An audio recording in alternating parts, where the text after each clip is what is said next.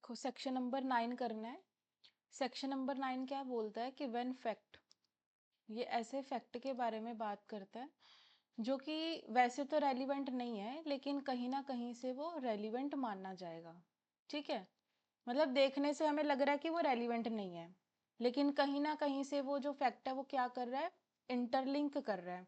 When fact not otherwise relevant become a relevant, वैसे तो वो रेलिवेंट नहीं है लेकिन कहीं ना कहीं से वो क्या कर रहा है, कनेक्ट, मतलब कनेक्ट कर रहा है, इस वजह से उसे क्या कहेंगे, वो भी रेलिवेंट माना जाएगा। Fact not otherwise relevant are relevant, कि जो रेलिवेंट नहीं है लेकिन वो भी रेलिवेंट है। इफ दे आर, अगर वो क्या है, इनकंसिस्टेंट है। ठीक है, क्या है वो, इनकंसिस्टेंट, मतलब कि सेम सेम बात नहीं करता, अलग अलग बात करता है। दो चीजें हैं, एक फैक्ट ये है, एक फैक्ट ये है, ये दोनों क्या करते, अलग अलग बात करते, तो इसे बोलते हैं inconsistent. If they are inconsistent with any fact in issue और रेलिवेंट फैक्ट, कहते कि बेशक वो क्या है, इनकंसिस्टेंट है, लेकिन फिर भी अगर कहीं ना कहीं वो इंटरलिंक कर रहा है तो उसे क्या माना जाएगा, रेलिवेंट माना जाएगा। क्लियर है, पहला पॉइंट हैंड रेज कर दो कि if they are inconsistent with any fact in issue और रेलिवेंट फैक्ट, उसे रेलिवेंट माना जाएगा। दूसरा है if by themselves in connection with other fact, कि एक फैक्ट है वो क्या है, वो कनेक्ट करता है किसी दूसरे फैक्ट के साथ। ठीक है, तो वो भी क्या माना जाएगा, रेलिवेंट माना जाएगा।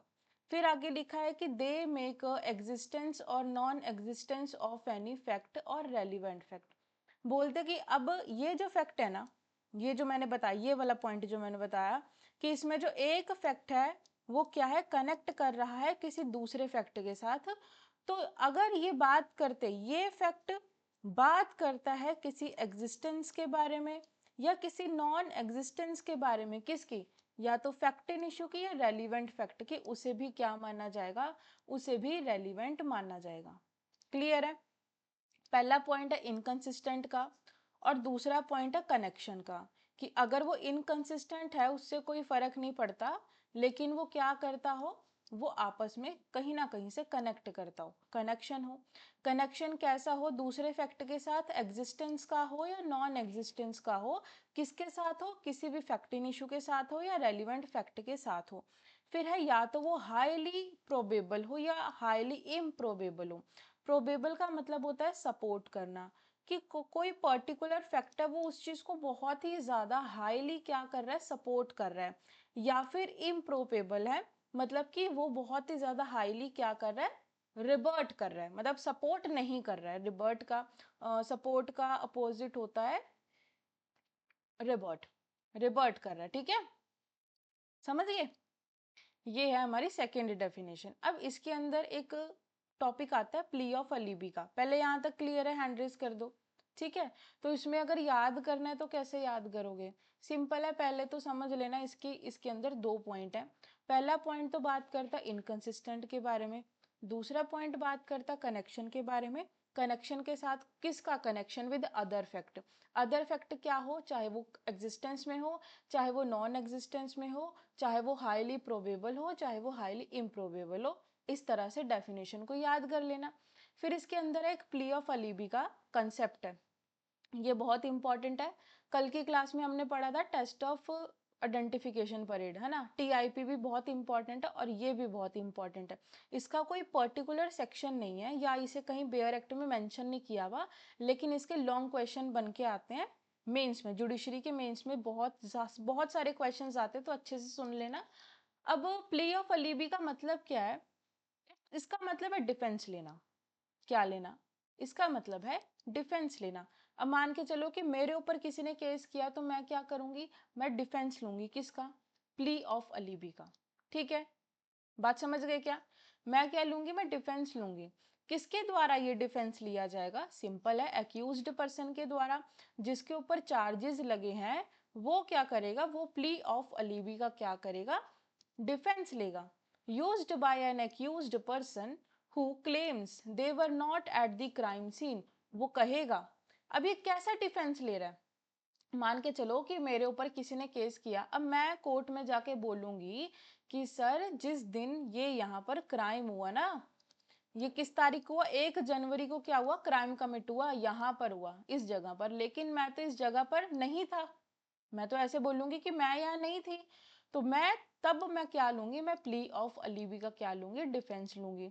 तो सिंपल है कि आप क्या बोल रहे हो कि सिंपल है, plea of alibi means a defence used by an accused person. Accused person के द्वारा उसे यूज किया जाएगा और वो कहेगा कि who claim when they were not at the crime scene. वो कहेगा कि जिस जगह पर, प्लेस पर क्राइम सीन हुआ है, मैं वहां पर नहीं हूं और मैं क्या हूं? इनोसेंस हूं। क्या बात समझ गए? हैंड रेज करो, डेफिनेशन क्लियर है। फिर इसके कुछ है essential elements. A crime must have been committed that is a punishable by law. कहते कि ऐसे क्राइम की बात होनी चाहिए, मान के चलो मैं बोल रही हूँ कि मैंने मर्डर नहीं किया, मैं वहां पर नहीं थी, तो मैं क्या कहूंगी कि मैं वहां पर नहीं थी, मैं डिफेंस लूंगी प्ली ऑफ अलीबी का। तो कहते कि ये जो उसके ऊपर चार्ज लगा है ना, वो जो क्राइम कमिट हुआ है, वो क्या होना चाहिए? पनिशेबल बाय लॉ होना चाहिए। ये इसका पहला एसेंशियल है। दूसरा है कि the accused must be charged with the committing the crime. कि जो एक्यूज्ड पर्सन है उसके ऊपर क्या लगा हो? चार्ज लगा हो। पहला क्या है कि वो क्राइम क्या होना चाहिए? पनिशेबल होना चाहिए। दूसरा पॉइंट है कि वो क्या होना चाहिए? उसके ऊपर चार्ज लगा होना चाहिए। कि मेरे ऊपर चार्ज लगा है तभी तो मैं डिफेंस लूंगी, अगर मेरे ऊपर चार्ज ही नहीं लगेगा तो किस चीज का डिफेंस लूंगी मैं? फिर है the accused must prove that they were not the present at the crime scene. उसे क्या करना पड़ेगा? तीसरा पॉइंट है कि उसे प्रूफ करना पड़ेगा, उसे एविडेंसेस दिखाने पड़ेंगे कि मैं जिस टाइम पर ये क्राइम कमिट हुआ, मैं यहाँ पर नहीं था। फिर फोर्थ पॉइंट है accused must be demonstrate that they were at the different location। बस भाई उसे साबित करना पड़ेगा, उसे ये साबित करना पड़ेगा कि जिस समय क्राइम कमिट हुआ मैं किसी दूसरी जगह पर था। अब वो आप किसी भी तरीके से कर सकते हो। कोई इंसान बोल सकता है कि जो क्राइम हुआ वो पंजाब में हुआ, लेकिन मैं तो इस टाइम कहाँ था? राजस्थान में था, जयपुर में, गुजरात में, कहीं पे भी था। तो वो बोलता कि ऐसा कैसे पॉसिबल हो सकता है कि मैंने ये क्राइम कमिट कर दिया। अब वो किस तरह से दिखाएगा? वो दिखाएगा अपनी टिकट वगैरह दिखाएगा, फोटोज दिखा देगा, ये सारी चीजें। फिर है the defence of a plea of alibi must be raised as early. देखो ध्यान से सुनो, अर्ली मतलब जल्दी। कि बोलते कि अगर आपको इसका डिफेंस लेना है तो जल्दी से जल्दी लो। जब पूरा केस चल गया हमारा, लास्ट जजमेंट रह गई, फिर आप बोल रहे हो कि मैं तो वहां प्रेजेंट ही नहीं था, तो ऐसे नहीं होता। कहते जब केस लगाया गया तो आपको केस के स्टार्टिंग में ही क्या करना है? इसका डिफेंस लेना है। बात समझ गए? ठीक है। हाँ, ये इसकी एसेंशियल्स हैं, बस इतना ही करना है इसमें। हैंड रेस कर दो, क्लियर है। इसका एग्जाम्पल वही लिखा है कि क्राइम कैलकाटा में हुआ लेकिन वो लाहौर था, ये सब लिखा है, तो पढ़ लेना। अब ये केस बहुत इंपॉर्टेंट है, Dudhnath Pandey versus state of UP. इसमें क्या था? इसमें मेरे को थोड़ा कंफ्यूजन है, इसमें DUD आएगा, दूधनाथ इस तरह से लिखा जाएगा, ठीक है। Supreme court held that in order to establish this plea, उसने बोला कि the accused must lead evidences to show. भाई उसे क्या देना पड़ेगा? उसे एविडेंस तो देना पड़ेगा ना, प्रूफ करने के लिए कि मैं वहां पे प्रेजेंट नहीं था। The accused must lead evidence to show that he was so far off the moment of the crime from the place of the occurrence he could not have committed the crime. उसे ये चीज को proof करना पड़ेगा कि जिस समय crime commit हुआ वो बहुत ही ज्यादा फार था, बहुत ही ज्यादा दूर था, और उसे उस चीज को प्रूफ करना पड़ेगा बाय द एविडेंसेस। फिर है state of UP versus Sughar Singh. इसमें supreme court held that the burden of proving the plea of alibi किस पे, कि भाई किसके ऊपर रहेगा? एक्यूज्ड पर्सन पर, याद रखना। ठीक है। इसे प्ली ऑफ अलीबी कौन प्रूफ करेगा? कौन प्रूफ करेगा? एक्यूज्ड पर्सन करेगा, हमेशा याद रखना, इसका MCQ आ सकता है। और केस का नाम अगर पूछ लिया जाए तो केस का नाम भी लिख देना। कोई और केसेस में हो तो मैं बता देती हूँ।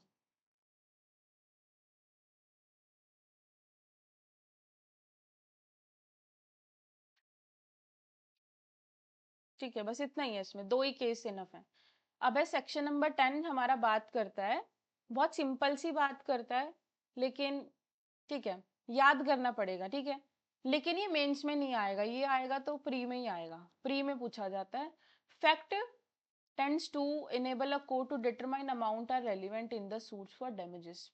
अब मान के चलो कि एक पार्टी है, ठीक है, एक पार्टी क्या मांग रही है, एक पार्टी मांग रही है डैमेजेस। हैंड रेज करो। डैमेजेस का मतलब समझते हो? देखो, हमेशा याद रखना, एक वर्ड होता है डैमेज, एक वर्ड होता है डैमेजेस।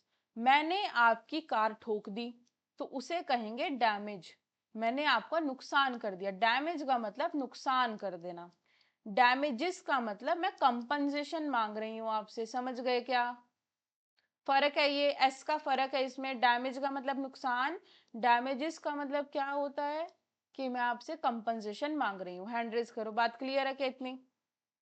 अब आगे देखो क्या लिखा है। अब इसमें बोलता कि किसी ने सूट लगाया, सूट लगाया किस चीज का, कि डैमेजेस दो भाई मेरे को। क्या दो? डैमेजेस। क्या लिखा है? डैमेजेस लिखा है, डैमेज नहीं लिखा है। डैमेजेस मतलब वो पैसा मांग रहा है। In a suit in which damages are claim, कहते हैं किसी ने सूट फाइल किया, मैंने आपके खिलाफ क्या किया, सूट अगेंस्ट फाइल किया, और मैं आपसे क्लेम कर रही हूं क्या, मैं आपसे क्लेम कर रही हूं डैमेजेस।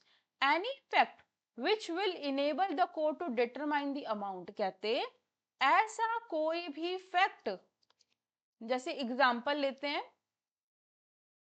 एग्जांपल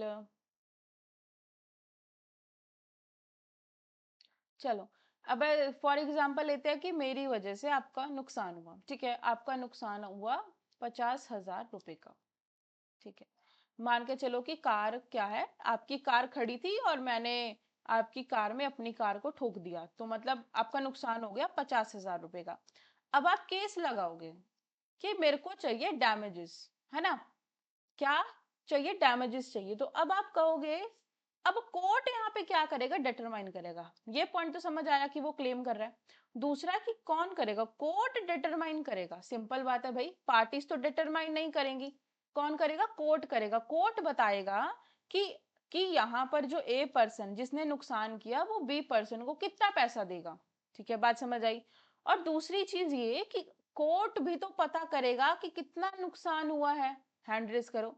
कोर्ट ये चीज भी तो पता करेगा कि कितना नुकसान हुआ है।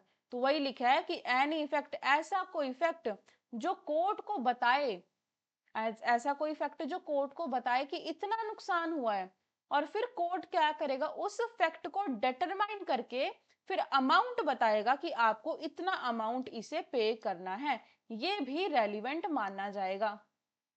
क्लियर है? ऐसा कोई फैक्ट जो बताए कि इतना नुकसान हुआ है और इतना आपको भरपाई करनी है, तो वो सारे फैक्ट भी क्या माने जाते हैं? रेलिवेंट माने जाते हैं। लेकिन किस में?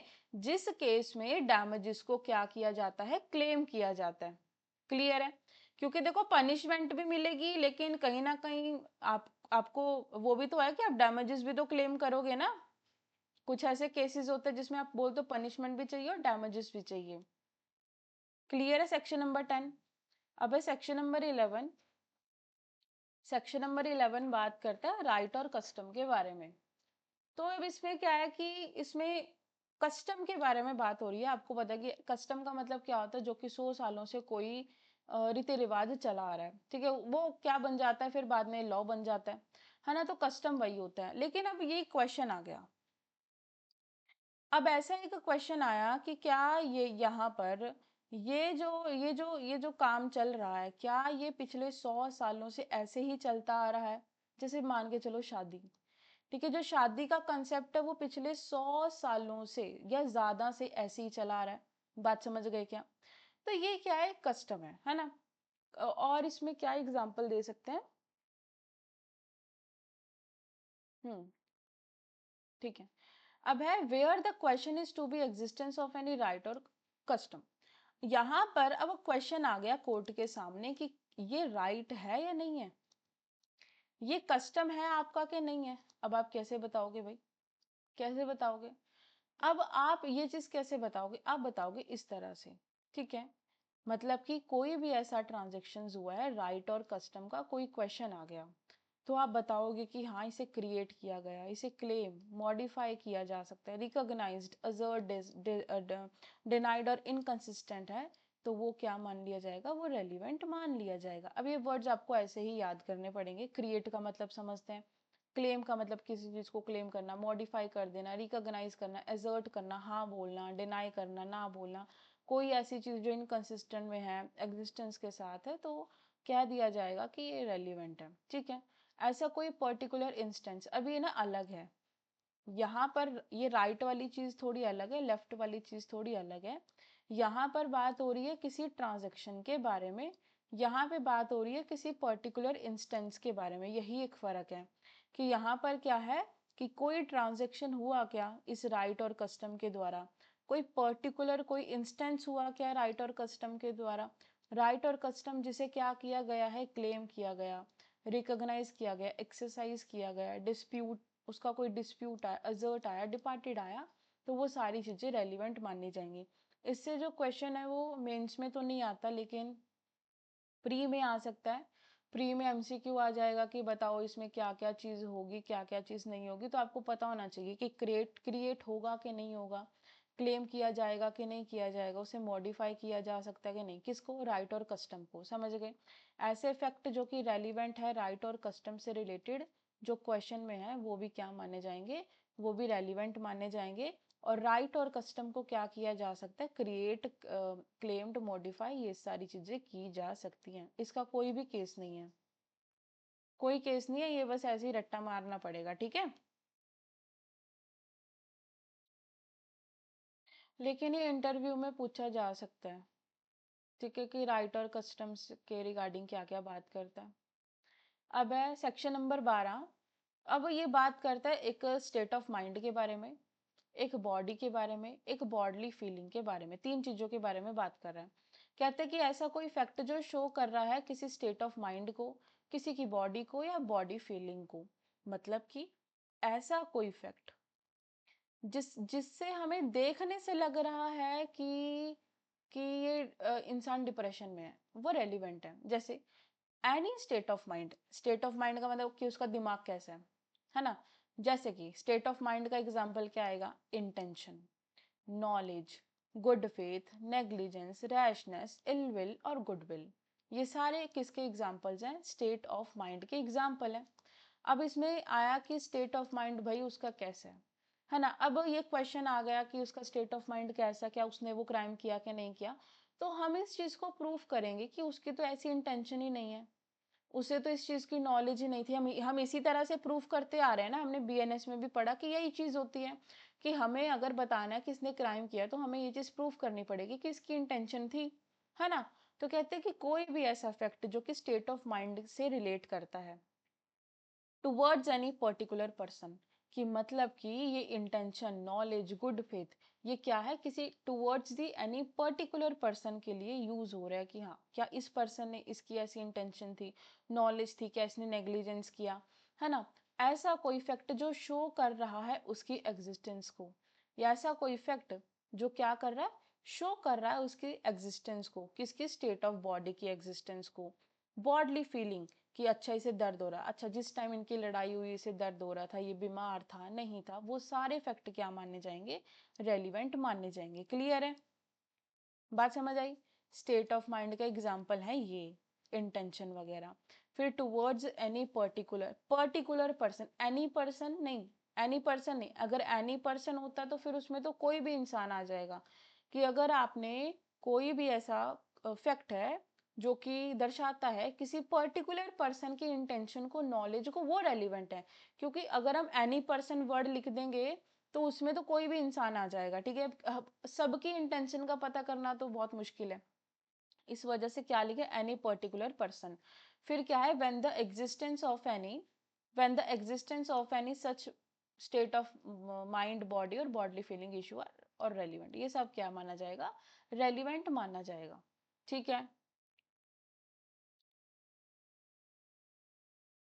अब इसमें क्या है, एक्सप्लेनेशन नंबर 1 है और एक 2 है।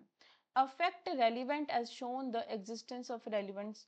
अब बोलता कि ऐसा फैक्ट, ऐसा फैक्ट जो कि रेलिवेंट है और वो क्या कर रहा है, और वो शो कर रहा है क्या, वो शो कर रहा है किसी रेलिवेंट स्टेट ऑफ माइंड की एग्जिस्टेंस को।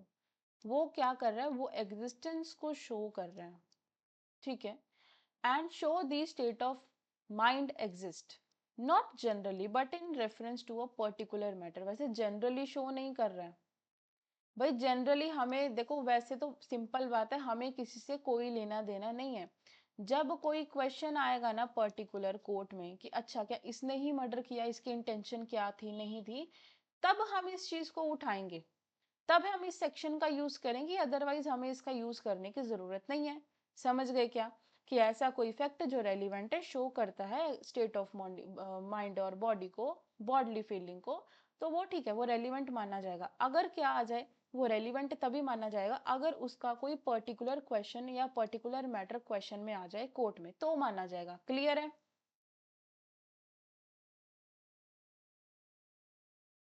उसके बाद है एक्सप्लेनेशन नंबर 2, कि but where upon the trial of a person accused of offence the previous commission by the accused of an offence is relevant. ध्यान से समझना कि किसी को पकड़ लिया गया, कोई एक्यूज्ड पर्सन है, और फिर यहाँ पर ये पता किया जाएगा कि क्या इसने ऐसा कोई काम किया। मतलब अभी इसने, मान के चलो इसने मर्डर किया, क्या इसने मर्डर करने से पहले भी कोई क्राइम किया था क्या? अगर वो क्राइम उसने पहले भी किया, वो पहले भी जेल जा चुका है, तो इसका मतलब क्या है कि रेलिवेंट है। यहाँ पर दर्शाता है कि वो ऐसा ही है कि वो हर रोज किसी ना किसी का मर्डर करता रहता है, और ये फैक्ट क्या माना जाएगा, रेलिवेंट। कि but where upon the trial of a person accused the previous, जो पहले वाला जो कमीशन था कि पहले उसने कोई क्राइम किया कि नहीं किया, वो सब क्या माना जाएगा, रेलिवेंट। प्रीवियस कमीशन भी और प्रीवियस कन्विक्शन भी, ये सब रेलिवेंट है। क्लियर है। कन्विक्शन का मतलब पहले भी जेल हो चुकी है, प्रीवियसली कमीशन का मतलब है कि उसने पहले भी कोई क्राइम कमिट किया है। फिर है सारा इंडियन रियल एस्टेट। इसमें क्या कोर्ट ने इसमें यही कहा था कि जो उसका बिहेवियर है, the court emphasise that intent to mental aspect, कि ये बात कर रहे हैं मेंटल एस्पेक्ट के बारे में, and should be inferred from the actions, उसके एक्शंस भी देखे जाएंगे, उसका उसका मेंटल कैसा, किस तरह से वो काम करता है, वो भी उसका देखा जाएगा। The intent must be explicit, can not B assumed based on the prior behaviour. लेकिन ऐसा नहीं है, हम पूरी तरह उसके बिहेवियर पर रिलाई नहीं कर सकते कि उसका पहले कैसा बिहेवियर था। बात समझ गए। क्या पता उसका पहले अच्छा बिहेवियर था या बुरा बिहेवियर था, तो हम उस पर रिलाई नहीं कर सकते पूरी तरह से। फिर इसमें कोर्ट ने एक और कहा था कि court allow the prior speeches to be admissible, कि जो पुराने समय पे जो स्पीच वगैरह दी जा चुकी है या बोला जा चुका है, उसे क्या मान लिया जाएगा, उसे एज अ एविडेंस यूज किया जा सकता है, और उसे रेलिवेंट मान लिया जाएगा। क्लियर है। ये इसके एग्जाम्पल्स हैं। अब है सेक्शन नंबर 30। 13 बात करता है, यहाँ तक क्लियर है ना, 12 क्लियर है, हैंड रेज कर दो। ठीक है। अब है fact bearing on a question. अब ये क्वेश्चन आ गया कि आपने जो क्राइम किया, जो भी आपने मर्डर किया, वो एक्सीडेंट था या इंटेंशन था। अब ये क्वेश्चन आ गया, फिर हम क्या करेंगे भाई। अगर कोर्ट में ये क्वेश्चन आ गया कि ये जो पर्टिकुलर आपने क्राइम किया है या एक्ट किया है, ये एक्सीडेंट हो गया या इंटेंशनली हुआ, तो देखो, when there is a question whether an act was accidental और इंटेंशनल, कि क्या वो एक्सीडेंटल था या वो इंटेंशनल था, सो और done with the particular knowledge और इंटेंशन, कि वो एक्सीडेंटल था या इंटेंशनल था, उसने वो जो काम डन किया, उसने वो जो काम किया, क्या उसको उस काम की पर्टिकुलर नॉलेज थी। जब उसने मर्डर किया, क्या उसे पर्टिकुलर नॉलेज थी, क्या उसे पर्टिकुलर उसकी इंटेंशन थी। जो उसने जो fact, the fact that such act formed part of the series of similar occurrences in each of person doing the concern is relevant. और अगर यहाँ पे कोई ऐसा फैक्ट, फैक्ट की बात हो रही है ना, कि यहाँ पर अगर ऐसा कोई फैक्ट दर्शाता है कि इसने जो काम किया है विद इंटेंशन किया है, सिमिलर अकरेंस में किया है, पार्ट ऑफ सीरीज में किया है, ऐसा कोई भी फैक्ट क्या मान लिया जाएगा, रेलिवेंट मान लिया जाएगा। क्लियर है। अब ध्यान से समझना। केस का नाम है bride in the bath case. ठीक है। आर वर्सेस स्मिथ का केस है, बहुत इंपॉर्टेंट केस है। अब इस केस में क्या हुआ था कि एक लड़का था, एक लड़के ने पहले उसकी फर्स्ट वाइफ आई, हस्बैंड था, इस हस्बैंड ने शादी की, इसकी वाइफ नंबर 1 आई। तो वाइफ की कुछ शादी के कुछ दिनों के बाद इसकी डेथ हो गई। डेथ कैसे हो गई कि जो बाथरूम में जो बाथ टब होता है ना, उसमें पानी था और उसमें इसकी लाश थी। तो पहले कोर्ट को लगा कि इसने सुसाइड कर लिया लड़की ने, तो छोड़ दिया हस्बैंड को। फिर इसने दोबारा शादी करी। इसकी दूसरी जो वाइफ थी वो भी सेम तरह से इसी बाथ टब में उसकी डेड बॉडी मिली। तो कोर्ट ने फिर छोड़ दिया कि ठीक है। लेकिन जब तीसरी वाइफ फिर दोबारा से ऐसे ही उसकी डेथ हुई, तो फिर कोर्ट ने कहा कि ये एक्सीडेंट नहीं है, ये क्या है, ये इंटेंशन है। बात समझ गए क्या? उसने कहा कि ये इंटेंशन है, ये एक्सीडेंट नहीं है, क्योंकि एक्सीडेंट एक बार ऐसा होता है, 2 बार, लेकिन 3-3 बार ऐसा नहीं हो सकता। तो उसमें देखा जाएगा कि बार बार सिमिलर सर्कमस्टांसेस हो रहे हैं क्या। Defendant was accused of the murdering his wife, she was found dead in the bath, evidence of the death of her two subsequent wife in a similar circumstances, the court held that कि these are the admissible and relevant fact, और उसने admit कर लिया कि ये intentional था, accidental नहीं था। क्या बात क्लियर है? अब एक और इसका एग्जाम्पल है। एक इसका एग्जाम्पल है कि एक लड़का है, ठीक है, ये क्या करता है, इसने अपना घर लिया। इसके घर पे आपको पता है कि एक ना इंश्योरेंस होती है ना, इंश्योरेंस इसके घर पे इसे इंश्योरेंस मिली हुई थी कि अगर इसका जो फायर इंश्योरेंस होती है कि अगर इसका घर जल जाएगा तो कंपनी इसे 50 लाख रुपए देगी। ठीक है। अब इसने क्या किया, इसका एक बार घर जल गया, एक बार इसका घर जल गया, इसे 50 लाख रुपए मिल गए। इसने फिर कुछ दिनों के बाद इसके घर में आग लग गई, फिर 50 लाख रुपए मांग रहा है। तीसरी बार फिर आग लग गई, फिर 50 लाख रुपए मांग रहे हैं। ये पॉसिबल कैसे हो सकता है भाई?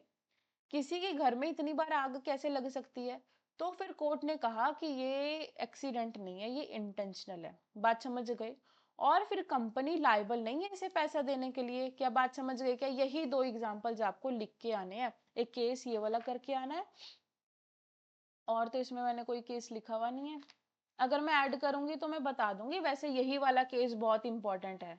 ये जितने भी केस होते हैं, R versus Smith, R versus Foster, R versus जो भी ये केस होते हैं, सब इंपॉर्टेंट होते हैं। ये रहा एग्जाम्पल, ये लिखा हुआ देखो, जो अभी पढ़ा है ना इंश्योरेंस का, इंश्योरेंस मांग रहा था, पेमेंट मांग रहा था, बट वो एक्सीडेंटल नहीं था, वो इंटेंशनल था। अब है लास्ट सेक्शन है इस वाले चैप्टर का, existence of court of the business. अब ध्यान से समझना, एक हमारा ये सेक्शन है, सेक्शन नंबर 14 है, जो कि कोर्स ऑफ बिजनेस के बारे में बात करता है।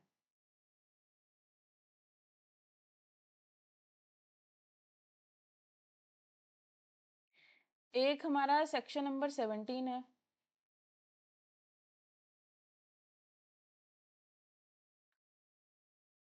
एक हमारा सेक्शन नंबर 19 है। 19 का एक्सेप्शन है पहला, जो कि बात करता है कोर्स ऑफ बिजनेस के बारे में। ठीक है। फिर इसके बाद हमारा आएगा सेक्शन नंबर 26। सेक्शन नंबर 26 का बी बात करता है कोर्स ऑफ बिजनेस के बारे में। तो मतलब अगर क्वेश्चन आया कोर्स ऑफ बिजनेस का, तो ये तीनों सेक्शंस आप वहां पे लिख के आ सकते हो। ठीक है। तो एक अभी इस 14 में क्या बोलता है कोर्स ऑफ बिजनेस के बारे में, कि जैसे मान के चलो मैं कोई जॉब कर रही हूँ, और मैंने अपनी जॉब के दौरान कोई काम किया, मेरी जॉब है, और मैं डेली अपनी जॉब के दौरान क्या है, एक रजिस्टर में सारी चीजें लिखती रहती हूँ कि इतनी पेमेंट आई, इतनी पेमेंट गई, वो सब। तो कहते हैं कि when there is a question whether a particular act was done। अब यहाँ पे क्वेश्चन आ गया कि क्या मैं जॉब कर रही हूँ, क्या मैंने ये पर्टिकुलर काम किया है क्या? तो वो कैसे पता चलेगा भाई? मैं उस टाइम पे जॉब करती हूँ, तो वो लोग क्या देखेंगे? अब ये क्वेश्चन आ गया कि क्या मैंने फ्रॉड किया क्या अपने जॉब के टाइम पर, तो क्या आएगा? तो वहां पर वो उसके एग्जिस्टेंस के बारे में बताएगा, कोर्स ऑफ बिजनेस के बारे में, किसने during the course of business, कि क्या इसने ऐसा काम किया। मेरी ये डायरी चेक की जाएगी, ठीक है, ये रजिस्टर चेक किया जाएगा कि क्या इसने यहाँ पे फ्रॉड किया कि नहीं किया, सारा अमाउंट पेमेंट सब कुछ चेक किया जाएगा। तो कहते हैं कि ये रेलिवेंट फैक्ट है। बात समझ गए क्या? The existence of any course of business according to which is naturally would have been done is a relevant fact. Clear है? जो कि नेचुरली क्या हुआ है, डन हुआ है, वो एक रेलिवेंट फैक्ट माना जाएगा।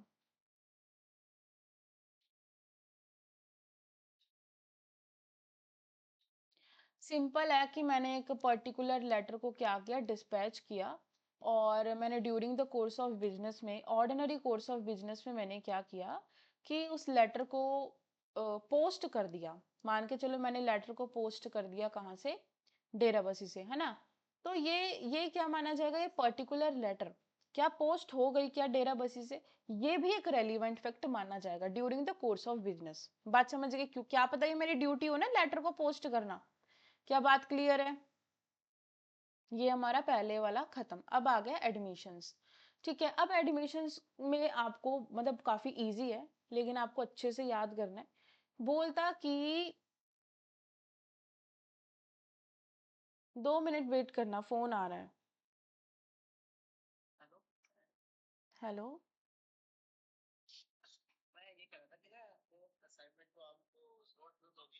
हाँ।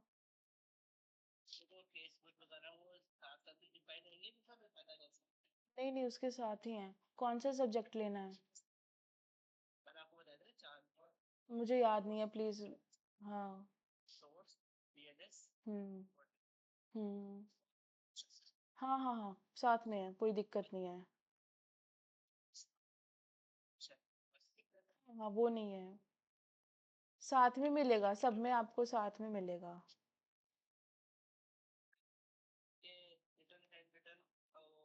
हाँ हाँ जी, हाँ जी, हाँ जी, वो भी मिलेंगे आपको, उसमें भी केस लॉज होंगे, ठीक है।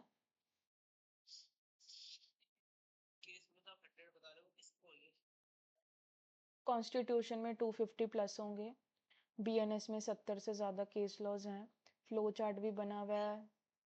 हाँ। 100 क्वेश्चंस, 100 क्वेश्चंस। हाँ हाँ। नहीं, चारों में नहीं, एक बीएनएस में है, एक कॉन्स्टिट्यूशन में है, कॉन्ट्रैक्ट में नहीं है, कॉन्ट्रैक्ट में इतनी जरूरत नहीं पड़ती ना, इसलिए कॉन्ट्रैक्ट में नहीं बना है। अभी नहीं, बिल्कुल भी नहीं, बिल्कुल टाइम नहीं है अभी तो, बनाना पड़ेगा।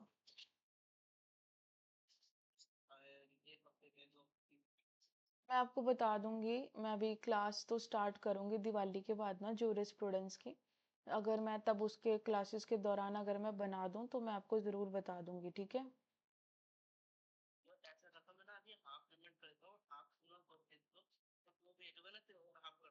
हाँ हाँ, कोई दिक्कत नहीं है, ठीक है। ठीक है, ठीक है। ओके।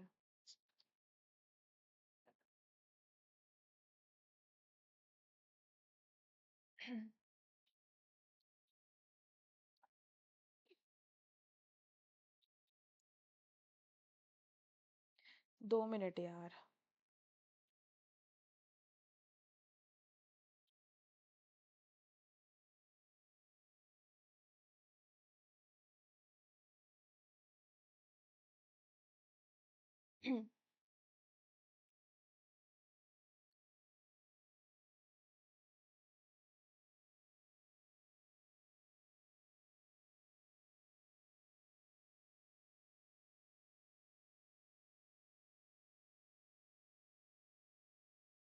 देखो, अब एडमिशन्स के बारे में। तो एडमिशन का मतलब क्या होता है, सबसे पहले यही समझ लो, एडमिशन का मतलब होता है किसी चीज़ को एडमिट करना। अब मैं एडमिट कर रही हूँ कि हाँ मैंने ये क्राइम किया, है ना?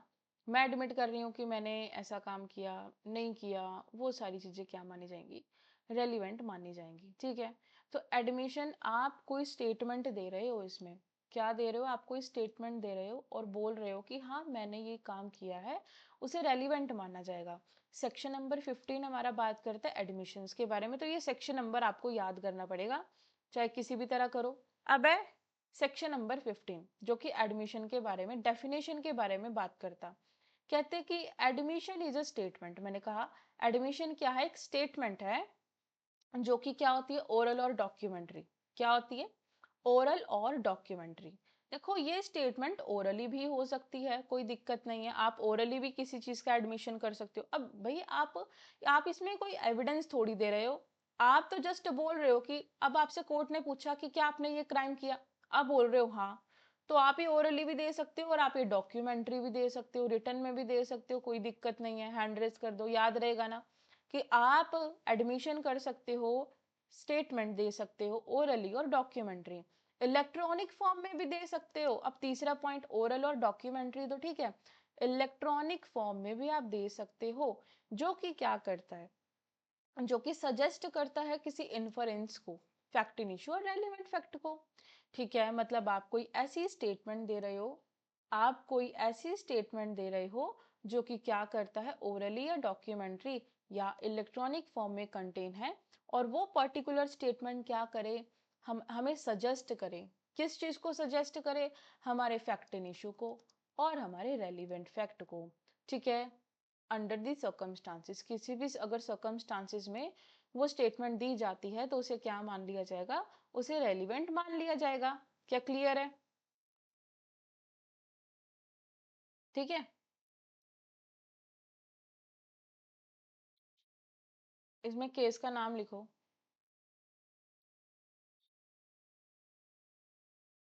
बनारसी दास वर्सेस बनारसी दास वर्सेस कशिन राम, 1963 का केस। बनारसी दास वर्सेस कशिन राम, 1963। ठीक है, फैक्ट भी बता ही देती हूँ ना एक बार, किसमें क्या था, मेरे याद नहीं है।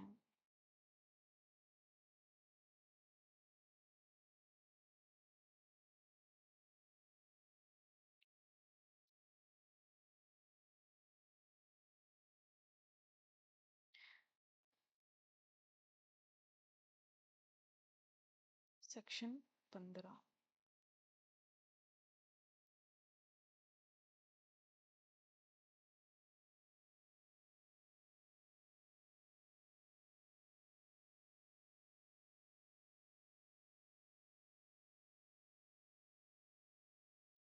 अच्छा प्लीज इसमें याद रखना, बनारसी दास के केस में लिखा गया है कि एडमिशन की बात हो रही है, कि कहते आप एडमिशन सिर्फ फैक्ट का करोगे, लॉ का एडमिशन नहीं करोगे। ठीक है, एडमिशन किसका होगा, सिर्फ फैक्ट का, लॉ का एडमिशन आप नहीं कर सकते। बात समझ गए, क्योंकि लॉ तो लिख दिया गया भाई, लॉ को आप चेंज नहीं कर सकते, कानून को चेंज नहीं किया जा सकता। क्लियर है क्या?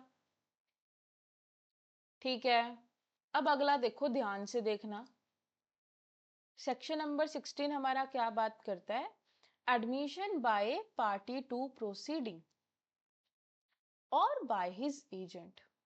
कि एडमिशन हो रहा है, एडमिशन हो रहा है या तो पार्टी खुद कर रही है, मतलब जिसका केस चल रहा है, मान के चलो मेरा केस चल रहा है, मैं खुद क्या कर रही हूँ, मैं खुद एडमिशन कर रही हूँ, या फिर मेरा एजेंट कर रहा है, by his agent. Hand raise कर दो दोनों पॉइंट्स। ठीक है, एक या तो पार्टी कर रही है या फिर एक उसका एजेंट कर रहा है। ठीक है, अब क्या है, स्टेटमेंट मेड बाय, स्टेटमेंट कही जा रही है by party to the proceeding और by agent to such party whom the court regards।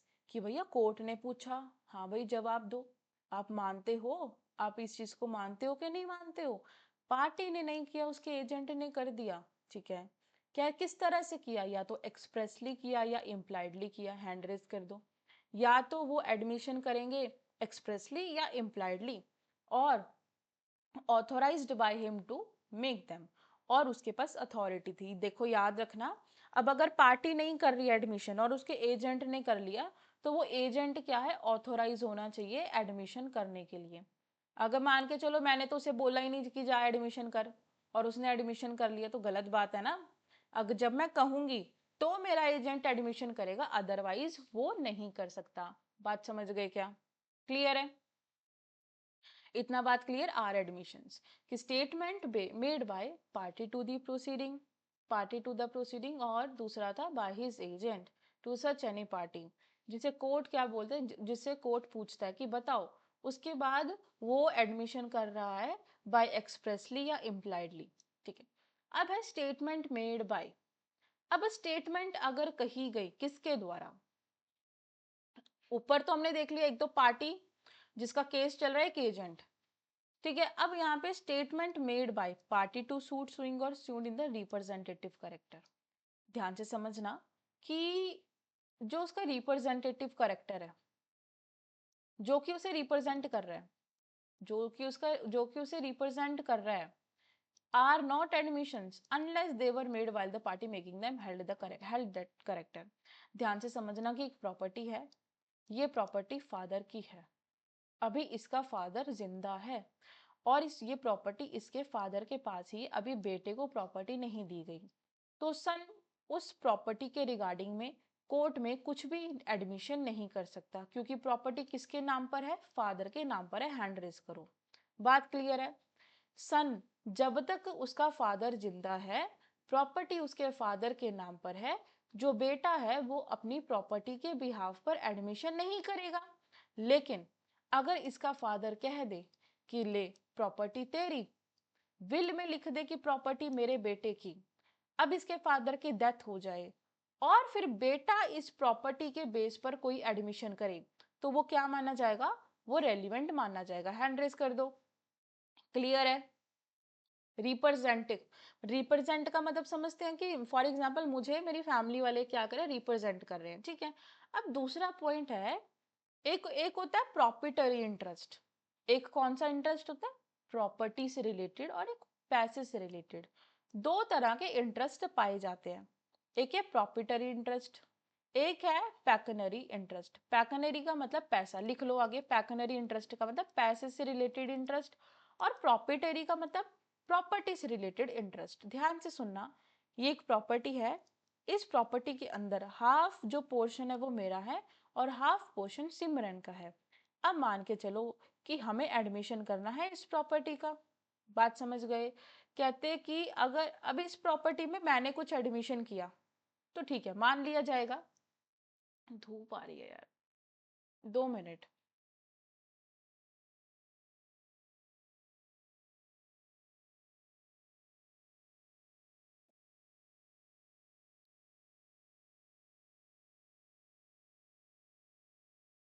ठीक है। अब क्या बोल रहा है कि ये जो प्रॉपर्टी है, अब इसमें मैंने कोई एडमिशन किया तो वो भी रेलिवेंट है। अब सिमरन अगर इसमें कोई क्या करेगी, एडमिशन करेगी, तो वो भी रेलिवेंट माना जाएगा। समझ गए। क्योंकि प्रॉपर्टी में इंटरेस्ट है ना, मेरा भी और आपका भी। भाई बोलने का अधिकार तो सबको है। क्या बात समझ गए, हैंड रेज कर दो। क्लियर है। बोलने का अधिकार तो सबको है, तो ये जो भी एडमिशन्स किया जाएगा, जिसका इंटरेस्ट है प्रॉपर्टी में, वो एडमिशन मान लिया जाएगा। और पेकनरी इंटरेस्ट भी वही। मान के चलो कि हमारे पास 1 लाख रुपए हैं, इस 1 लाख रुपए में 50,000 रुपए सिमरन के, 50,000 रुपए मेरे। अब इससे रिलेटेड कोई भी एडमिशन हमें करना है कोर्ट में, तो मैं भी कर सकती हूँ और आप भी कर सकते हैं। क्या क्लियर है। पर्सन हु हैव, जिस पर्सन के पास प्रॉपर्टरी इंटरेस्ट है और पैकनरी इंटरेस्ट है किसी भी सब्जेक्ट मैटर में, उस स्टेटमेंट को मान लिया जाएगा एडमिशन। फिर उसके बाद है कि person from whom the parties to the suit have derived their interest. अब मान के चलो कि कोई क्या कर दे, कोई किसी मैटर में इंटरेस्ट डराइव कर दे। ठीक है। मान के चलो मेरा केस चल रहा है, मैं बोल दूं कि अब मेरे केस में ये जो भी इंटरेस्ट, मैं अपना इंटरेस्ट किसको दे रही हूँ, सिमरन को दे रही हूँ। अब सिमरन कोई एडमिशन करेगी तो वो भी रेलिवेंट होगा। क्लियर है क्या। मैंने क्या कर दिया, मैंने अपने इंटरेस्ट को आपको दे दिया। Suit have derived their interest in the subject matter of the suit are admissions if they are made during the continuance of the interest. Clear है। ये इजी वे में लिखा हुआ है नीचे, तो इसको पढ़ लेना। अब है 17। अब 17 क्या बात करता है, admission by the person whose position must be proved. अभी बात कर रहा है किसी की पोजीशन के बारे में। पोजीशन का मतलब क्या है कि मान के चलो कि एग्जाम्पल देखते हैं, ध्यान से सुनना। ए पर्सन बोलता कि बी पर्सन जाओ सी पर्सन से क्या करो, रेंट को कलेक्ट करके लेके आओ। ए बोलता, ए ओनर है, बी उसका एजेंट है। बी क्या है? उसका एजेंट। ये है ओनर। ओनर अपने एजेंट को बोल रहा है कि जाओ सी पर्सन के पास और रेंट कलेक्ट करके लेके आओ 25,000 रुपए। अब बी पर्सन, अब देखो हमें नहीं पता कि बी पर्सन सी पर्सन के पास गया कि नहीं गया, लेकिन बी पर्सन बोलता अपने ओनर को जाके कि सी ने तो ऑलरेडी रेंट दे रखा है। क्या दे रखा है? ऑलरेडी रेंट उसने पे कर रखा है। अब क्वेश्चन आया ना यही कि रेंट दिया कि नहीं दिया, तो कौन बताएगा? सी को आना पड़ेगा, किसी थर्ड पार्टी को आना पड़ेगा ना बोलने के लिए। बात समझ गए क्या? अब थर्ड पार्टी आके बताएगी, क्योंकि वो ए कहेगा कि भैया रेंट उसने पेमेंट नहीं दिया, मेरे पास तो रेंट आया नहीं है, तो मतलब मेरे को तो अपना रेंट चाहिए। लेकिन अब ए पर्सन और बी पर्सन के बीच में डिस्प्यूट आ गया। ए बोलता है कि रेंट मेरे को लाके दो, बी बोलता कि रेंट तो उसने ऑलरेडी पेमेंट कर दिया। तो अब यहाँ पे कोर्ट क्या करेगा? सी को बुलाएगा और सी को बुला के पूछेगा कि क्या तूने रेंट दिया कि नहीं दिया, क्या तेरे पास इसका एजेंट आया पैसा लेने के लिए कि नहीं आया। अब सी जो भी स्टेटमेंट करेगा वो रेलिवेंट माना जाएगा। समझ गए क्या? अगर अब सी ने बोल दिया कि नहीं मैंने रेंट पेमेंट नहीं दिया, नहीं किया, तो सी को पेमेंट करना पड़ेगा। अगर अब सी ने कह दिया कि हाँ मैं पेमेंट कर चुका इसके एजेंट को, इसका एजेंट झूठ बोल रहा है, तो बात अलग है। बात समझ गए? इस तरह से होता है। तो एक बार देख लो, statement made by person whose position और लाइबिलिटी, कि ऐसा कोई पर्सन जिसकी पोजीशन और लाइबिलिटी क्या है बताती है। ठीक है कि भैया आपकी ये पोजीशन आपकी लाइबिलिटी है, तो आप आके कोर्ट में कहो, और वो जो भी अपनी स्टेटमेंट देगा वो सब क्या मानी जाएगी? रेलिवेंट मानी जाएगी। फिर अगला सेक्शन भी ऐसा ही कुछ सेम सेम सा है। सेक्शन नंबर 18 बात करता है पार्टी टू दी सूट के बारे में। मान के चलो कि ए और बी पर्सन के बीच में एक डील हुई। ए पर्सन ने अपना क्या दिया? अपना हॉर्स दिया बी पर्सन को। ठीक है। अब बी पर्सन बोलता कि ये जो तुम्हारा हॉर्स है ये अनसाउंड माइंड का है। ठीक है, ये बोलता कि भाई तुम्हारा जो हॉर्स है वो सही नहीं है। ठीक है, अब ए बोलता कि नहीं भाई बिल्कुल सही है। अब यहाँ पे अब यहाँ पे बी मतलब बी ने ए को बोला कि तुम्हारा हॉर्स सही नहीं है, क्या ये साउंड माइंड का है कि नहीं है, ये क्वेश्चन आ गया। तो ए कहेगा कि मुझे नहीं पता, सी से जाके पूछ लो। देखो सी एक डॉक्टर भी तो हो सकता है। अब कोई हॉर्स साउंड माइंड का है कि नहीं है वो हमें कैसे पता चलेगा? वो हमें पता चलेगा हमें डॉक्टर से। तो बोलते कि ये क्वेश्चन आ गया कि ये जो हॉर्स हमने बेचा है, ए ने बी को बेचा है, क्या ये साउंड माइंड का है? तो ए कहेगा बी को कि गो एंड आस्क सी, सी से पूछो कि क्या ये सही है कि नहीं है। और यहाँ पर सी जो स्टेटमेंट देगा वो एडमिशन मान लिया जाएगा। हैंड रेस कर दो, क्या क्लियर है? और वो रेलिवेंट भी होगा। अब ये अगला जो सेक्शन है वो काफ़ी अच्छा सेक्शन है। अब 5 मिनट का टाइम लो, इसके ऊपर वाले सेक्शंस को रिवाइज कर लो, फिर आगे हम लोग पढ़ते हैं। ठीक है। 19 और 20, 21 फिर हमारे एडमिशन्स खत्म। ठीक है। फिर कन्फेशन करेंगे नेक्स्ट क्लास में, ये करके जाएंगे। ठीक है फिर।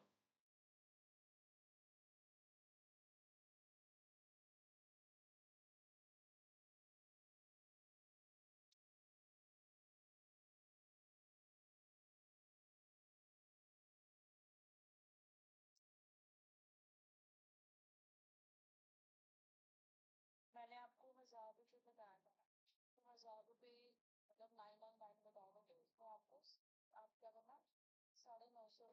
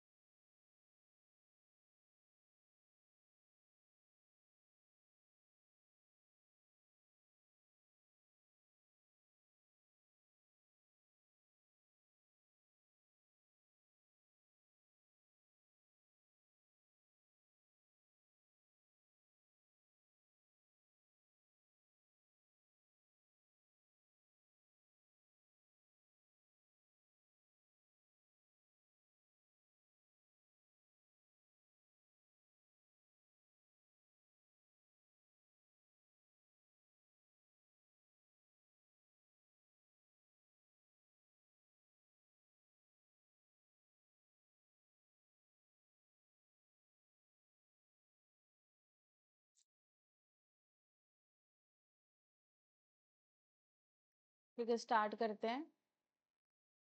अब देखो सेक्शन नंबर 19 क्या बोलता है। सिंपल सी बात है कि अगर कोई इंसान अपने फेवर में बोलेगा तो उसे एडमिट नहीं किया जाएगा।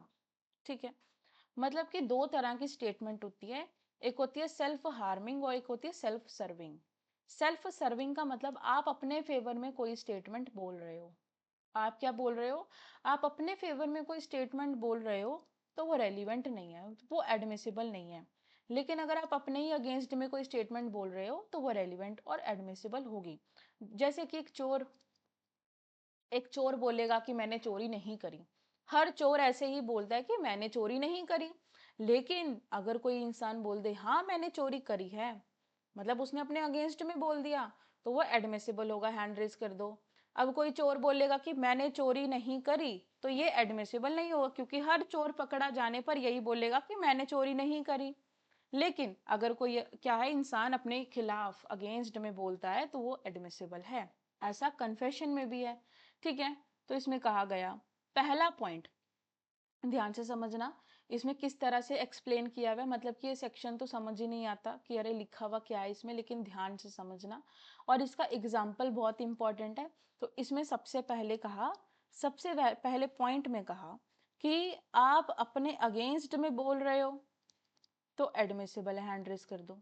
ठीक है, आप अपने अगेंस्ट में बोल रहे हो तो एडमिसिबल है, लेकिन अगर फेवर में बोलोगे तो एडमिसिबल नहीं है। लेकिन इसके 3 एक्सेप्शंस हैं, वो 3 एक्सेप्शंस आपको याद करने हैं। ठीक है, तो अब पहला पॉइंट क्या, एडमिशंस आर रेलिवेंट, कि जो भी एडमिशंस होती हैं वो रेलिवेंट मानी जाएंगी। लेकिन वही एडमिशंस क्या है, माननी जाएंगी वही होंगी जो कि एक इंसान अपने अगेंस्ट में बोल रहा है, against the person who makes them. ऐसा कोई इंसान जो अपने ही अगेंस्ट में बोल रहा है, या फिर उसका रिप्रेजेंटेटिव, उसका उसका इंटरेस्ट है वहां पर और वो उसके अगेंस्ट में बोल रहा है, तो वो रेलिवेंट माना जाएगा। क्या क्लियर है? Admissions are relevant and may be proved as, उसे प्रूव किया जाएगा, may be proved as against the person who makes them. समझ रहे हो, मतलब मैं कोई स्टेटमेंट बोल रही हूँ, मैं अपने ही अगेंस्ट में बोल रही हूँ हाँ मैंने चोरी की है, तो ये जो लाइन होगी इसे क्या कर लिया जाएगा, इसे एडमिट कर लिया जाएगा।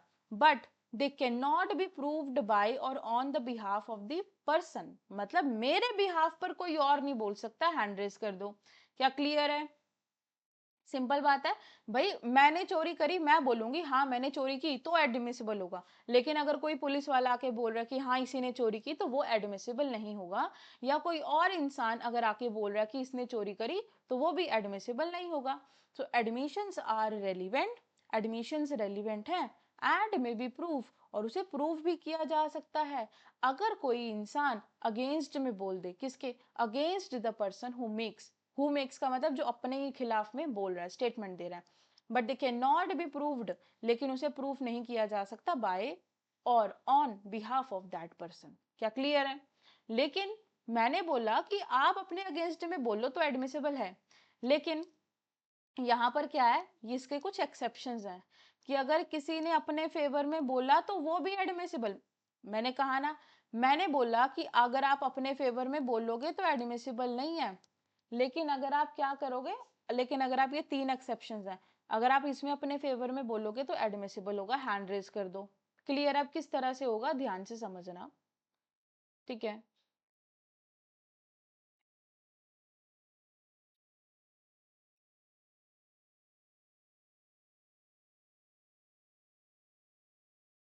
हम्म।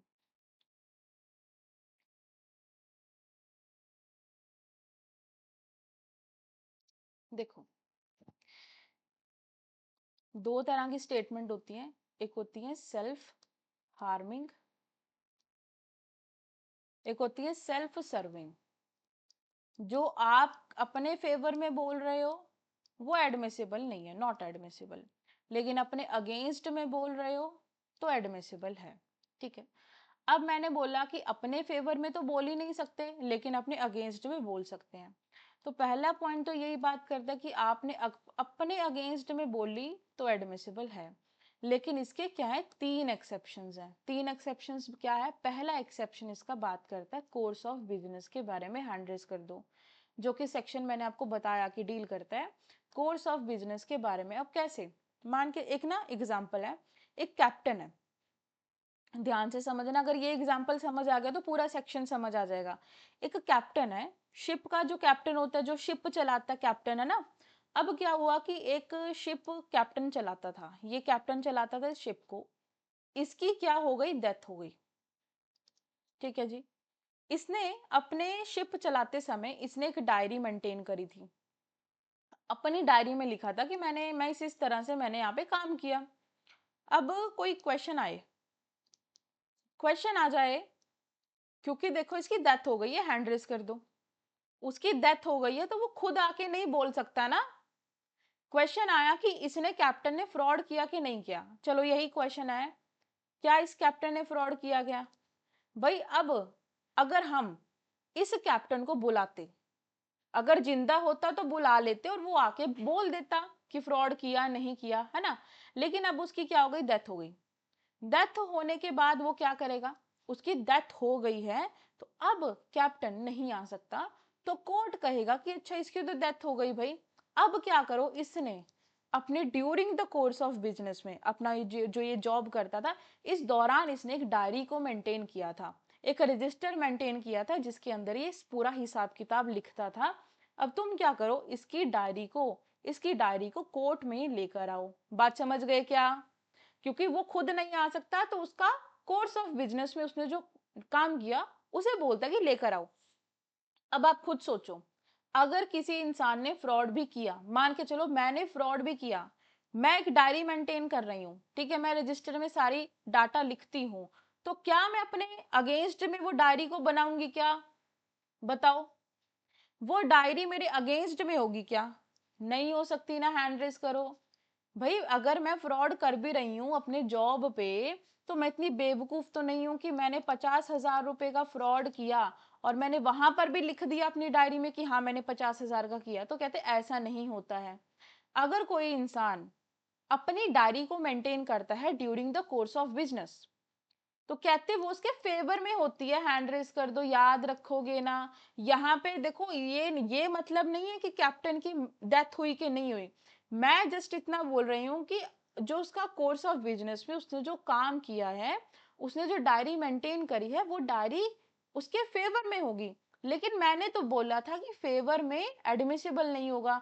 लेकिन इस तरह के during the course of business में अगर आप अपनी डायरी को मेंटेन करते हो तो वो रेलिवेंट होगा, क्योंकि वो आपके फेवर में तो भी रेलिवेंट होगा। समझ गए? हैंड रेस करो। बात क्लियर है? तो यही यहाँ पे लिखा है, यहाँ पे लिखा हुआ है कि an admission may be proved bye, या तो उसके द्वारा या on the behalf of the person, उस पर्सन के बिहाफ पर। मान के चलो कैप्टन की डेथ हो गई थी, तो कैप्टन के बिहाफ पर, उसकी डेथ होने के बाद उसके बिहाफ पर वो जो उसकी डायरी है वो क्या कर रही है, वो एडमिशन कर रही है। उसकी डायरी भाई बोलती नहीं है, लेकिन डायरी में सब कुछ लिखा हुआ है, हम चीज उसको देख कर ही तो पढ़ेंगे, पढ़कर फिर सब कुछ देखेंगे। सो ऑन द बिहाफ, या तो वो खुद या वो उसके बिहाफ पर क्या दी जा रही है, कोई स्टेटमेंट दी जा रही है ऐसे पर्सन की जो कि क्या हो चुका है, जिसकी डेथ हो गई है, हैंड रेज कर दो। जिसकी डेथ हो गई है और उसे क्या माना जाएगा, रेलिवेंट। यहां पर आपको लिखना है सेक्शन 26 का बी। समझ गए? यहाँ पे सेक्शन 26 लिखा है लेकिन आपको लिखना है 26 बी, क्योंकि 26 का बी कोर्स ऑफ बिजनेस के बारे में बात करता है और 26 का ए बात करता है डाइंग डिक्लेरेशन के बारे में। क्या क्लियर है? इसमें एग्जाम्पल नीचे लिखा हुआ है, वो भी देख लो। ए क्या है, कैप्टन है शिप का, ठीक है भैया, उसने क्या किया, एविडेंसेस दिए। Ship was a proper course, भाई ए ने एक जो बुक बनाई थी, अपने कोर्स ऑफ बिजनेस में बुक बनाई थी, बिजनेस के बारे में उसमें सब कुछ लिखा था, डाटा वगैरह कि वो पूरे दिन में क्या क्या काम करता था, किस तरह से शिप को चलाता था। तो बोल दे कि अब उसकी मृत्यु हो गई है, तो जो उसकी डायरी होगी वो उसके फेवर में होगी, लेकिन वो रेलिवेंट मानी जाएगी। तो हो गया पहला एक्सेप्शन हमारा क्लियर। अब दूसरी चीज सुनो, ध्यान से सुनना।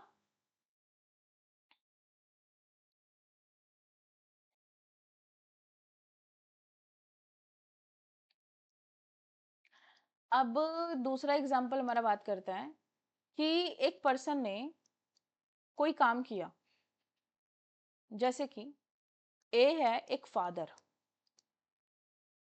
एक फादर ने क्या किया, अपने बेटे को प्रॉपर्टी, सॉरी बेटा नहीं, चलो बेटा नहीं लेते, इसका फ्रेंड है भी, क्या है, इसका फ्रेंड है। इसने अपने फ्रेंड को अपनी सारी प्रॉपर्टी क्या दे दी, दान में दे दी, गिफ्ट में दे दी अपनी सारी प्रॉपर्टी। मान के चलो 10 करोड़ की प्रॉपर्टी इसने बी को फ्री में दे दी। अब कुछ दिनों के बाद ए गया कोर्ट में। ए कहाँ गया, कोर्ट में गया। कोर्ट को बोलता कि सर मैंने ये जो काम किया ना, मतलब ये जो मैंने जो इसको अपनी प्रॉपर्टी दी, वो इसने फ्रॉड से ले ली मेरे से। भाई ऐसे कैसे हो सकता है, तूने खुद पेपर पे साइन किया, तूने खुद अपनी प्रॉपर्टी उसको दी, तो ये फ्रॉड कैसे हो जाएगा, है ना। तो मतलब वो अपने फेवर में बोल रहा है कि नहीं बोल रहा है, तो एडमिसिबल नहीं है। लेकिन अगर वो दिखा दे कि सर जिस दौरान, मान के चलो 1 जनवरी 2025 को इसने प्रॉपर्टी सारी मेरे से ले ली, गिफ्ट में करवा ली, सिग्नेचर करवाइए, जिस दिन इसने सिग्नेचर करवाए उस दिन मैं बीमार था, या उस महीने में या उन दिनों में मैं क्या था, बीमार था। बीमार था, मान के चलो कि मैं डिप्रेशन में था, ठीक है, अपना मतलब मैं अपने स्टेट ऑफ माइंड में नहीं था, मैं बिल्कुल सही नहीं था, मैं काफी ज्यादा बीमार था। तो अब ये डिप्रेशन में था या बीमार था, तो इसने कुछ खर्चा किया होगा, ये डॉक्टर के पास गया होगा, और इसने क्या किया फिर, ये पर्सन अब देखो ये बोलता कि मैं, इसने मेरे से फ्रॉड करके मेरी सारी प्रॉपर्टी ले ली, अपने फेवर में बोल रहा है, तो एडमिसिबल नहीं है। लेकिन अब ये यहाँ पर ये चीज प्रूफ कर दे कि इसका स्टेट ऑफ माइंड सही नहीं था, मतलब ये बीमार था या वॉट एवर जो भी था, और इसने डॉक्टर की पूरा बैलेंस भी दिखा दिया कि भैया डॉक्टर को मैंने 50,000 रुपए दिए थे, मेरा ऑपरेशन हुआ था, मेरा ऐसा कुछ हुआ था, फिर तो कोर्ट इसको एडमिट कर लेगी ना, हैंड रेज करो। भाई फिर तो कोर्ट बोलेगा कि हाँ सही है, तो ये भी एक एक्सेप्शन हो गया। क्या क्लियर है, बोल बोल तो वो अपने फेवर में रहा है ना कि फ्रॉड किया उसने मेरे साथ, लेकिन उसके साथ वो कुछ एविडेंसेस भी दे रहा है। क्या क्लियर है, एविडेंस भी दे रहा है कुछ, तो वो एडमिसिबल मान लिया जाएगा। अब यहाँ पे देखो क्या लिखा है कि an admission may be proved by or behalf of the person of making it when it consist, देखो इनकंसिस्टेंट वर्ड नहीं, कंसिस्ट, कि वो पर्टिकुलर चीज कंसिस्टेंट में है। वो बोल रहा है कि हाँ मैं जनवरी में बीमार था, तो वो जनवरी की क्या लेकर आएगा, अपनी पूरा लेकर आएगा कि उसने डॉक्टर को कितने पैसे दिए, कब ऑपरेशन करवाया, है ना। तो वो क्या बोल रहा है, वो कंसिस्टेंट में एक स्टेटमेंट बोल रहा है, और स्टेटमेंट के साथ में वो कुछ एविडेंसेस दे रहा है अपने स्टेट ऑफ माइंड के, बॉडी के, कि मैं बहुत बीमार था, मैं अपने हालत में नहीं था, ठीक है, एंड वो दिखा देता है, प्रूफ कर देता है, तो ये रेलिवेंट है। समझ गए, तो इसे क्या मान लिया जाएगा, इसे एडमिशन मान लिया जाएगा। फिर तीसरा पॉइंट सिंपल बात करता है कि सिर्फ यही सेक्शन नहीं है भाई, जरूरी नहीं है कि आप जो फेवर है, अपने फेवर में कोई स्टेटमेंट बोल रहे हो और वो रेलिवेंट मान ली जाएगी, तो जरूरी नहीं है कि वो इसी सेक्शन में, कोई और बाकी और सेक्शंस भी तो हो सकते हैं कि जहां पर आप, अगर आप अपने फेवर में कोई बात बोलोगे तो वो रेलिवेंट मान ली जाएगी। तो तीसरा पॉइंट जस्ट इतना ही बोलता है कि एडमिशन प्रूफ हो सकता है, लेकिन अगर मतलब वो रेलिवेंट मान लिया जाएगा अगर वो किसी दूसरे सेक्शन में भी क्या है, कह रहा है, कोई बात कह रहा है फेवर के बारे में, तो वो रेलिवेंट मान लिया जाएगा, इस सेक्शन में भी हैंड रेज कर दो। क्लियर, ये बस जस्ट सिंपल बात करते हैं कि अदरवाइज कि दूसरे सेक्शन में अगर कह दिया कि फेवर में है तो रेलिवेंट मान लिया जाएगा। क्लियर है, इसमें कोई डाउट,